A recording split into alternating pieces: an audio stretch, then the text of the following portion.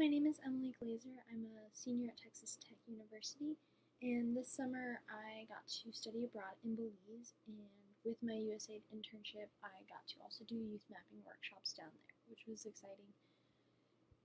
We covered what USAID ID was, ID editor, JOSM, QGIS, and some other applications that wouldn't really need Wi-Fi because down in Belize their Wi-Fi is kind of iffy for a lot of it, and not a lot of them have smartphones. So we went over some apps that they had, like Mapillary, Maps.me, things like that, where you can download the area so that you wouldn't have to go off Wi-Fi, and it was really helpful for them. Day one of the workshop, we decided to go really easy, start with what USAID was, what youth mapping was, how ID editor kind of worked, and then JOSM as well, so that they could work on no Wi-Fi, and they really appreciated learning that, and a lot of them actually were just very curious of what it could be used for and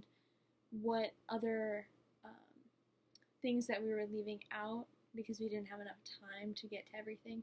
So specific people had questions more geared to what they were focusing on. We had an archaeologist who came and was asking specifically about sites and about tagging, and then we had a historian come and he wanted to know if there was a way that we could overlay different layers of, can we have a history layer and then can we have a different layer, how would we make a map like that.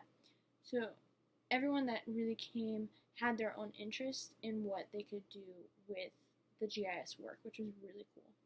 The second day we doubled our attendance, which was awesome.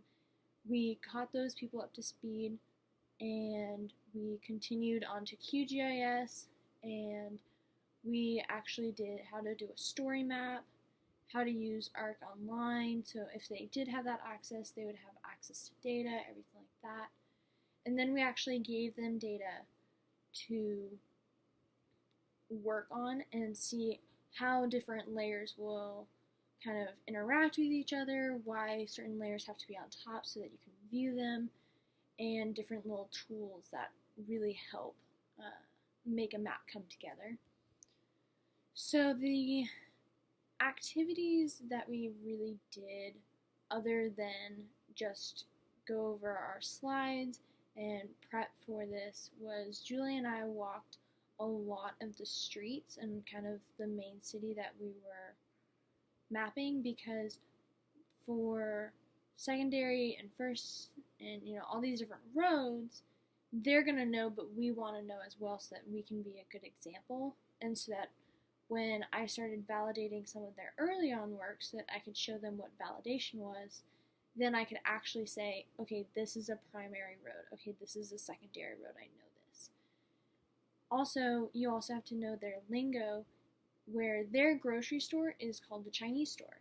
And so if you see on a map, oh, there's a Chinese store, it may be correct, and you have to know that. And so just kind of walking the streets and knowing the area really helped. That was really the only activity that we did. And then we answered any questions at the workshop. It was in a computer lab where there was rows of computers. We were standing up top, we were walking around and answering any questions, and we were going step by step as slow as we needed to, with people walking around to answer any of the questions, which was really nice. And if it was a group thing, then we would go over it again. After the workshops actually happened, then what was really cool was they wanted to become a chapter, so they actually applied to be a chapter. So the application is in waiting, and we'll find out. Thank you so much. Have a great day.